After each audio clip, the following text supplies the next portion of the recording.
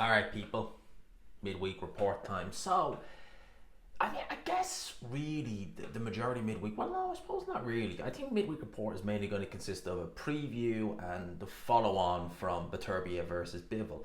There's a few things that have happened in the meantime since then. Fraser Clarke has actually insisted, because this is a good way to start Fraser Clarke, Fabio Wardley, because this kind of can go into another fighter retiring. And Fraser Clarke is not that fighter, by the way. He has insisted that he will not retire following the KO defeat. I hold my hands up. My team did a fantastic job. It was my mistake. It cost me. My pride is still dented. But the fire in me knows that I will be back. So Fraser Clarke is sticking at it. Yes, it's only one loss. The nature of the loss, I mean, you ever, I say, some people say, well, his chin was dented. I mean, he literally was. I mean, I don't mean to joke about that, but it literally was dented. I mean, not his chin, but at the side of his face. So how good is he going to hold the shot standing, like, moving forward now with that? And Fraser Clarke is someone I think I might have, if I haven't done a review of Fraser Clarke prior to his two fights at Wadley, one of the reasons why I didn't do a review of his fights prior is, for the last couple of years, I've always said it on this channel, I will review a fight as in do a post-fight review if a fight is really entertaining, or if it's a fighter that I think is a precocious talent, like Moses Atelma. I'll be doing a fight this weekend on Adam Azim. I'll do a review of that, of Adam Azim versus O'Hara Davis. But kind of like that, if you're a fighter who I see a lot of potential, especially if you're a prospect, I see a lot of potential, and I'll review you. I never reviewed Fraser Clarke, or if I did, I might have reviewed his fight with Dave Allen. Maybe that was the only one. I've never really rated Fraser Clarke, and he always kind of spoke as someone who, and I don't mean that in a bad way, but who kind of knew he was never going to get to world level. Let's see what he does moving forward, but at this point now, I mean, if he was to go in there against the likes of, say, a Moses Atelma, I'd make a Atelma firm favourite over Fraser Clarke at this point now in their respective careers. A fighter who has decided to hang the gloves up is Liam Williams. Now, Liam Williams is a good fighter, or he certainly was, at domestic level, certainly at 160. I mean, at domestic level a couple of years ago, like 5-6 years ago, you could argue there was no one better, and I think it was a fair argument. I mean, he coasted through the domestic scene at 160. He had those two fights with Liam Smith at 154. He lost them both, and ended up going on to world level, challenged Demetrius Andrade back in 2021. I mean, that was on the Zone show. They did it at UK time. I think it was in Florida or somewhere like that. And after that, his career just kind of seemed to go a bit on the decline. He went in there against Eubank Jr. in 2022, and his punch resistance even then seemed very off. It wasn't like Eubank was hitting him with the kitchen sink. He was taking much better shots against Demetrius Andrade when they fought, and you were thinking, well, Eubank Jr.'s not become Thomas Hearns overnight. He's not a weak puncher, Chris Eubank Jr., but he was never a devastating puncher. So you did worry a little bit. And then I seen him against Hamza Shearis at the start of the year, and he just didn't look right. I know he was knocked out in the first stop in the first round, but he was dropped by a jab. I remember that. And yeah, he hasn't looked right. Apparently, he's finishing his career stemming from concussions, because you got to remember, he's only 32 years old. He's not old. Even for a middleweight 168 pounder, that's not, old or anything like that. So yeah, he's thinking of his long-term health, and I applaud him for that. It's not an easy decision to walk away. He might feel he still has something left, but obviously health is your wealth, and those concussions, you might be out of the woods now stopping, but if you carried on, there's no way in knowing what kind of impact that would have on him neurologically moving forward, or in his old age. At the end of the day, there are a lot of fighters who wish they probably stopped a fight or two early, because it would have resulted in them being able to speak normal, as opposed to needing the translator constantly. And I don't mean that in a funny way. I mean, that's genuinely true. So credit to Liam Williams, good career, never a world champion, but he can still be proud of what he achieved.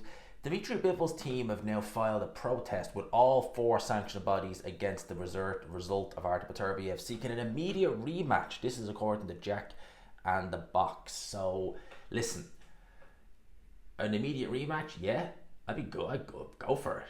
I'd like to see an immediate rematch, because the first fight was brilliant. But to protest it on the grounds that it was the wrong decision, no.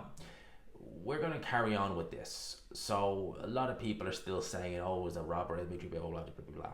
At the time when I watched it, I felt Dimitri Bivol did enough to win. 100%. I thought I did do enough to win. Upon reflection, No issue. No issue whatsoever. Beterbiev getting that decision. No issue. In fact, upon reflection, I've watched it a couple of times. I think the right guy did get the decision. In terms of Beterbiev, would I have complained a couple of days later if Bivol had got it? No. If it was a draw, like many people felt it should have been, would I have complained? I would have said a draw might have been very, very fair because it was that type of fight. We're getting into a stage now where a close fight like this is being called a robbery. If nothing gets done for this, and they're saying, well, and what I mean by that is, as in, like, will they order the media? I think they will because it's a big money fight. But if it's going to get to the stage now where they're going to appeal every single close fight and nothing's going to get done, what happens then when a big robbery, a real, genuine robbery happens, and it gets sent to a commission and stuff like that, and nothing happens because, you know, you're over egging the pudding by calling every single fight a robbery. There's a big difference between a fight that was genuinely close, that, okay, you seen that round going a certain way, but that's not to say you couldn't make a case for him winning that round, and maybe with a different pair of eyes, someone who looks at, you know, what, say, fighter B is doing a bit different, wouldn't score it that way. That's very different from fighter A winning this round, this round, this round. There's no debating. He won these rounds, and for some reason the judge gives it to whoever. You know, Tim Bradley, Manny Pacquiao won as a prime example. You know, there's no way Tim Bradley won that fight. And somehow, you know, you look at Harold Lederman, who was scoring the fight for HBO. His scorecard, I think, was 119, 109 to not Tim Bradley, God no, to Manny Pacquiao. And they gave it to Tim Bradley. It was a split decision. But we've seen other decisions go that way where it's like, excuse me? Unanimous? And how did you... Unanimous should be for him, not for him. And even those fights, they're robberies. You can call them robberies. But a close fight like this, you can't call that a robbery. You know, you can't. There's just no ifs or buts. It's not a robbery. EA Sport have reportedly now put a new fight game back on the table and are now working on reviving the franchise. This is because of the Undisputed game, which I have yet to play. I'm not as big a gamer now as I was in my teens. I'm not really compelled to go out and buy it. I've watched Dell do a few streams on it, and it does look fun. I might purchase it coming up to Christmas, maybe, and that might be something to do. Actually, think about that. Do a stream, do like a live stream for like an hour instead of doing it with just talking. We can do one over that, maybe something like that. Maybe play with the subs sooner or later, but it's not a game that I'm compelled. To be honest with you, games in general, we're going a bit off topic here. Games nowadays are absolutely crap. They're absolutely crap. A lot of them are woke as hell, so I won't buy them for that reason. And a lot of them are crap. And boxing games, yeah, I played Fight Night of Champions in 2011. I liked that game. It was good. It was fun. But, you know, again, a boxing game, am I really compelled to go out and buy it? Not necessarily. But look, I probably will buy that, come up to Christmas and see. But if this makes Fight Night, who I never really liked their game, like, they were good, but, you know, they're just meh. If this makes them improve it, and it's not just because EA take over from the game doesn't always mean it's an improvement. You know, Codemasters used to do F1 games, and they were great fun. You used to have so much fun playing those games. Since EA took over, they're just abysmal. They're just awful. You can't buy them now because they're just crap. So just because EA are working on it, that doesn't necessarily mean it's a good thing. Emmanuel Navarrete will defend his world titles against Oscar Valdez in a rematch. The first fight was very, very good. It was actually really, really good. So let's go. Rafael Espinosa will defend his title in a rematch against Robeisy Ramirez. So that's on December the 7th. It's going to go... No, it won't. I was going to say that was going to clash with Boots, but he's November. No, it's December. So that's a difference there. Now, let's do a quick preview. Before we talk about Ben Whittaker and people like that, let's do a quick preview of this weekend's card, because again, I have to I know it's strange things are happening, but I gotta big up Ben Shalom. I know, incredible, isn't it? But look, Ben Shalom has done some shockingly bad cards, horrendous cards with the budget he has. Sky with the platform they are, some of the cards he's done, certainly last year, you know, they deserve to be mocked because they were that poor, that you're putting that on Sky, a subscription-based service, and they're that flipping poor. No way. This year, he's been focusing more on quality over quantity, and it is good. His cards this year have been very good. They certainly have. This one's no different. Now, Jamie KTV, I'm not really. I've said it once. I'm not really sold on this guy. He's going in there against the guy who is unbeaten, Franklin Ignatius. I think is how you say that guy's name. From Austria originally, he now resides in Dagenham. It says Dagenham, Essex on BoxRec. Well, I work in Dagenham. It's a red bus. Thank you. It's a red bus. This guy beat Steve Robinson last time around. That doesn't really... Alan Babish did that, but he beat that Jose Stewart guy. Drew with him and then beat him. Now Jose Stewart was that 300 plus pound heavyweight. I think he was only like 5'10", 5'11". So he's got a win over him. But that should be interesting. Jamie Key KTV, again, I've not really rated KTV, to be honest with you, so that could be interesting. Francesca Hennessy, isn't it Fran Hennessy what they call her? Mick Hennessy's daughter. She's in action. Shannon Courtney is back. I didn't know. Jesus, she disappeared off the face of the earth after she lost to Jamie Mitchell, I think her name was. Haven't heard from her since then. Dan Aziz and Anthony Yard are on the same card. They're just not fighting one another. Dan Aziz is fighting Lewis Edmondson, who is unbeaten, the Saint. And look, not a particularly big punching record, but Anthony Yard, right, his opponent was announced on Monday, and it's a guy called Ralph Vilkens. I think it's how you say that guy's name. He is the best light heavyweight in Latvia, out of 8. He's the 50th light heavyweight in the world, according to BoxRec. His most recent win was a win over Sefat Isufi. That's the guy Billy Joe Saunders fought in Stephen Edge's Stadium to win his world title about 5 years ago. I'm pretty sure Sefat Isufi had a loss to one of Anthony Yard's previous opponents as well. I'm pretty sure he did. Or if he didn't have a loss to him, he definitely fought one of Anthony Yard's and look at that right there. Sefat Isufi was actually, I think he was stopped by a previous Anthony Yard opponent who Anthony Yard fought in 2018. If Anthony Yard fought you in well, actually, pretty much, unless your name is Lyndon Arthur Peterbiev, or Sergei Kovalev, if Anthony Yard fought you and beat you, that's not a good. That's just, that's the level he's been fighting at. So if he's beating guys like that, I mean, that says everything you need to know about the level of a Sufi. So he's going in there with Anthony Yard. Now, it would appear Team Yard are trying to master the art of deception when it comes to opponents, because if you look at Anthony Yard's last 2 opponents, this guy only has 1 loss and the previous guy only had 3 losses. Was the previous guy any good? I was there. Hell no, he wasn't. Is this guy going to be any better? Well,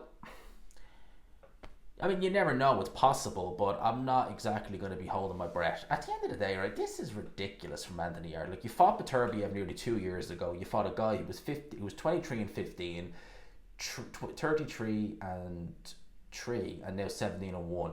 This is just not good enough. And at the end of the day, Anthony Yard is in his mid-30s now. He's in his mid-30s, and it's just not good enough. It's just not good enough to be fighting this level of opposition still. Dan Aziz is fighting the better guy. Michael McKinson is also on this card. I do like Michael McKinson. I think he's a very, very good fighter. He's got a lot of potential there. He is having a run out against a fighter, Talani Mbengue, I think is how you say that guy's name. He's a South African fighter, 5'11". They can be hit and miss.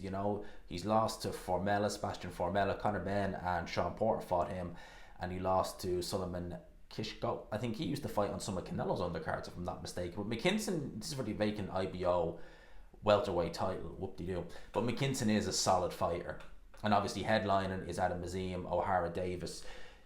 Before I talk about Azim O'Hara Davis, has anyone heard any word on Dalton Smith? Because he's gone very quiet as of late. He was meant to fight on an Eddie Hearn show, meant to headline the show that ultimately Rihanna Dixon ended up headlining in Sheffield. He was pulled from that show. He pulled out of it with an injury, and we've heard nothing from him. And I've seen him in the corner, not doing the corner, but in the corner with the team.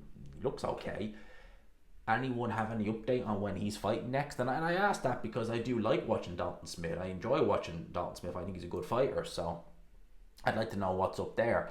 In terms of Azim versus O'Hara Davis, well, this is the first real big puncher that Adam Azim has fought. And O'Hara Davis, for all his flaws, he can't punch. He's got very long arms.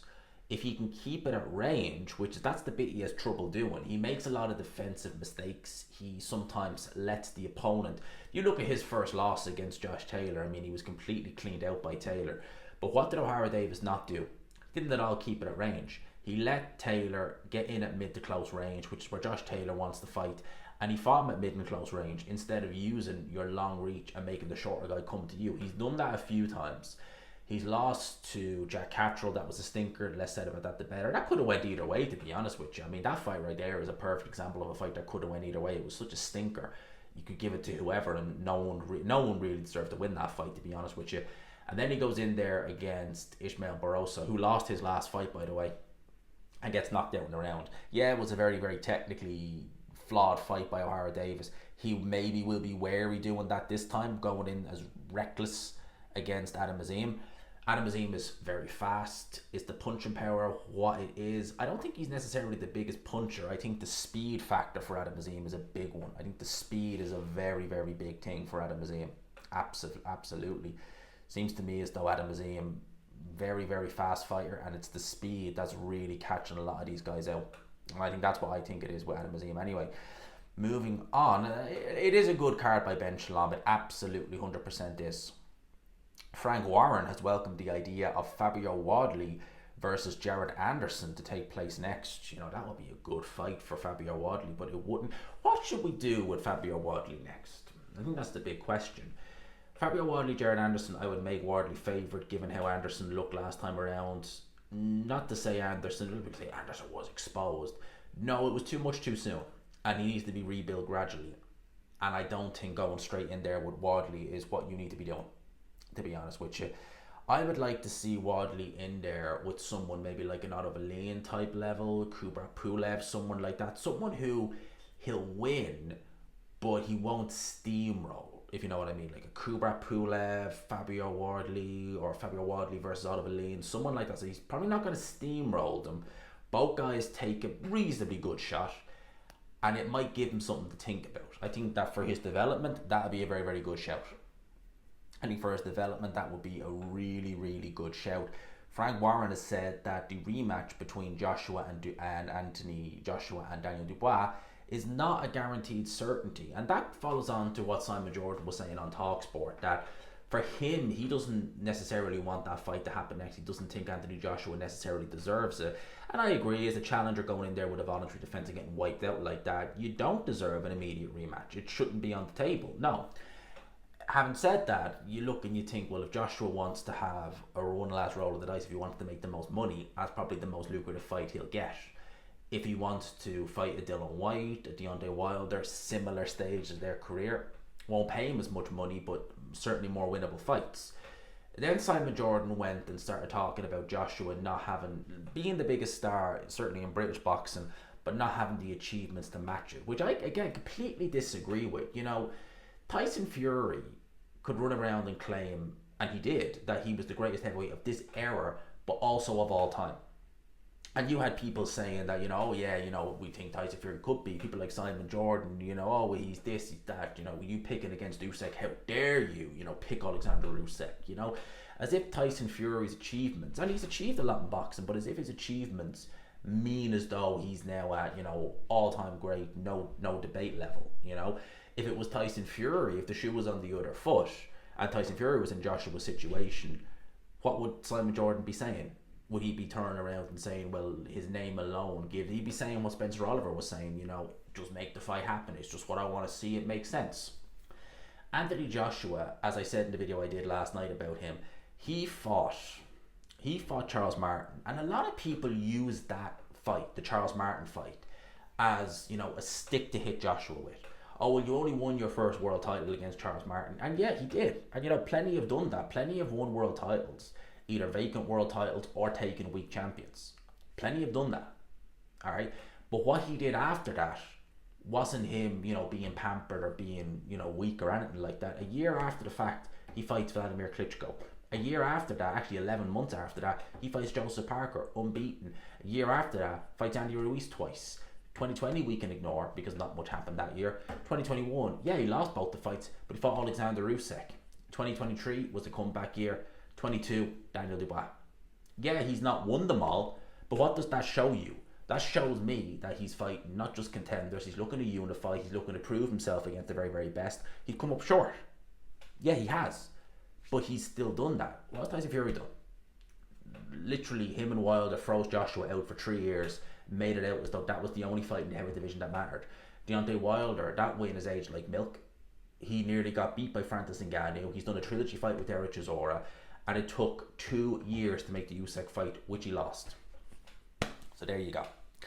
There you go. We'll finish up with Ben Whittaker, because Liam Cameron has now signed with Frank Warren. So some good came out of the draw with Ben Whittaker over the weekend, and Ben Whittaker basically was involved in an altercation as such in an airport with a fan. Now, I understand Ben Whittaker in one sense, that the fan wanted to take a picture and Ben Whittaker didn't want to take a picture. I get that. Listen, not everyone's going to want to take a picture 110%. No issue. There's ways of going about it. You just say, look, sorry, mate, I don't take pictures, whatever. Acknowledge them, nothing against you personally, etc., etc. I'm just not very, camera shy, stuff like that. That's 100%. And I don't think anyone would have any gripe with that. None whatsoever. To smash the phone and behave like a tug? Come on. Now, I know Ben Whittaker has made amends and he's agreed to pay for it and all that, and him and the guy apparently had a coffee and all that, but that just doesn't look good. And Dominic Ingle gave an interview with Boxing King Media, I'm quoting everything boxing here. He said, we had Liam Williams sparring 2 kids, 4 rounds. We put him in with a kid in the beginning, 4 rounds, then put Ben Whittaker in. He came in doing all the flashy stuff. Liam pressured him, and after 3 rounds, Ben had enough, jumped out, didn't do 4 rounds. That says a lot about a fighter. Even if you're getting pasted in the sparring session, the name of the game is you finish what you're doing. Now, that is interesting. If that is true, because Dominic Ingle is someone who, he says things, he talked a lot about the whole Fury situation, or Fury gassed and this, that, and the other. And Dominic Ingle, you take some of the things he says with a grain of salt. Liam Williams is now retired, so he's not actively fighting anymore. And he was training Liam Williams, wasn't he? I think he did briefly anyway. So he's not actively fighting anymore, so there's no real reason. And at the end of the day, Ben Whittaker is a UK-based heavyweight, or UK-based light heavyweight, and there's a big weight difference between Williams and Whittaker as well. If that's true, if even during sparring sessions he's looking for ways out and he's not completing them, that's a worry moving forward. Ben Whittaker is an amateur. He had reach, he had speed. It's only 3 rounds, so you can pick up the points. You can do quite well over the course of 3 rounds. You put him in there with a pressure fighter over the course of 10, 12 rounds, where he's having to try and keep these guys off him. He's having a box, he's having to move. It's not going to be so easy then. So Ingle questioning the character really, and the toughness, the desire, everything of Ben Whittaker. Yeah, his stock has tanked following on from that Liam Cameron fight, and we need to see what he does next. I think with the way Boxer have kind of presented him, and I think with the way he's kind of presented himself as being, this superstar, I don't know, would people accept him going from a Liam Cameron going way down levels for a year or so, when he's kind of put on this facade and this bravado and, made himself out to be this superstar? A superstar is expected to, he's obviously still in development, but like a superstar is not going to look good if he's going in there against, going from Liam Cameron to going in there against, John Doe with 10 wins and 20 losses. It's not going to justify the big paydays he's looking for. And the Saudis, I don't think, are going to be. I would be surprised if the Saudis are in that much of a hurry to get Ben Whittaker when he's fit and healthy. I'd be surprised if they're in that much of a hurry to get him back. I'll put it like that. So Ben Whittaker, it ain't looking good for him right now.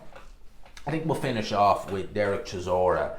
Derek Chisora, there's a rumour mill doing the rounds. And again, rumour. They have a habit of snowballing. The rumour mill is that Derek Chisora versus Jarrell Miller is in talks for January in Manchester as part of Chisora's farewell tour. Manchester is left and then Zimbabwe. Listen, great fight on paper, but I've said it once and I'll say it again. I'm not going to labour the point on here. I've done it in the video already. I would like to see Chisora bow out, call it a day. That's that. I think right now we're starting to see that, the speech is not where it should be. And yeah, for me, I'd quite like to see him bow out. But he's insisting on staying on. Him against Miller would be good fun. No doubt it would be good fun. So yeah, let's wait and see. Let's watch this space and see where this rumour goes. For now, I will leave it there. I hope you enjoyed the video. People, smash the like button if you could. Hit subscribe, of course, if you haven't already. I think I only planned on doing like a little over 15 minutes, and I think we've gone well into the 20s. So you see that? We've done well. Let me know your thoughts. Hope you enjoyed it. Smash the like button if you could. And until next time, peace.